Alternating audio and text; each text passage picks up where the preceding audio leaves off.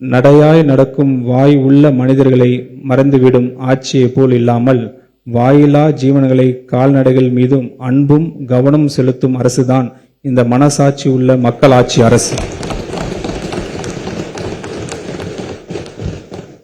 மீன்வளம் மற்றும் மீனவர் நலன். மீனவர்களுக்காக குரல் கொடுப்பதிலும் மீனவர்கள் மீது பாசம் காட்டுவதிலும் புரட்சி தலைவருக்கு பிறகு உண்மையான மீனவ நண்பனாக இருக்கும் ஒரே தலைவர் நமது மாண்புமிகு முதலமைச்சர் அவர்கள். அந்த உணர்வின் அடிப்படையில் மீனவர்களின் வாழ்வாதாரத்தை பாதுகாக்கும் நோக்கத்தில் பல்வேறு சமூக நல திட்டங்களை தமிழ்நாடு அரசு தொடர்ந்து செயல்படுத்தி வருகிறது.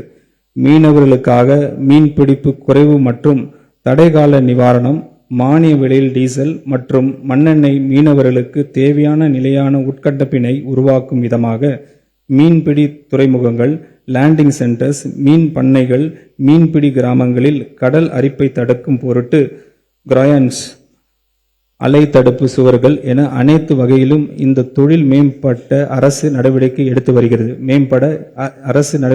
வருகிறது. பாரம்பரிய மீன்பிடி தொழிலில் ஈடுபட்டுள்ள மீனவர்களுக்கு மாநில அரசு ஒரு குடும்பத்திற்கு 6000 ரூபாய் என்ற அளவில் பணி இல்லாத காலம் மீன்பிடி உதவித்தொகையாக வழங்கி வருகிறது. இந்த அரசு தற்போது பணி இல்லாத கால மீன்பிடி உதவித்தொகையை 6000 ரூபாயிலிருந்து 7000 ரூபாயை உயர்த்தி வழங்க முடிவு செய்துள்ளது. இதன் மூலம் 1.93 லட்சம் பாரம்பரிய மீனவர் குடும்பங்கள் பயனடையும். இத்திட்டத்தினை நிறைவேற்றுவதற்காக 135 கோடி ரூபாய் நிதி ஒதுக்கீடு செய்யப்படுகிறது. நமது பாரம்பரிய மீனவர்கள் ஆழ்கடல் மீன்பிடி தொழிலில் ஈடுபடுவதை ஊக்குவிக்கும் வகையில் நவீன பதப்படுத்தும் வசதிகள் கொண்ட ஆழ்கடல் மீன்பிடி படகுகள் வாங்கும் மீனவர்களுக்கு வட்டி மானியம் வடிவில் நிதி உதவி வழங்கப்படும். இதற்கான நடப்பாண்டில் 12 கோடி ரூபாய் நிதி ஒதுக்கீடு செய்யப்படுகிறது. பால் வளம்.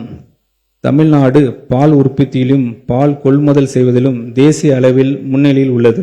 பால் உற்பத்தியினை மேலும் அதிகரிக்கவும், ஊரக பகுதிகளில் வாழும் பெண்களின் வாழ்வாதாரத்தினை உறுதி செய்திடவும் ஒவ்வொரு ஆண்டும் 10,000 தகுதி வாய்ந்த பெண்களுக்கு கறவை மாடுகள் விலை இல்லாமல் வழங்கப்படும்.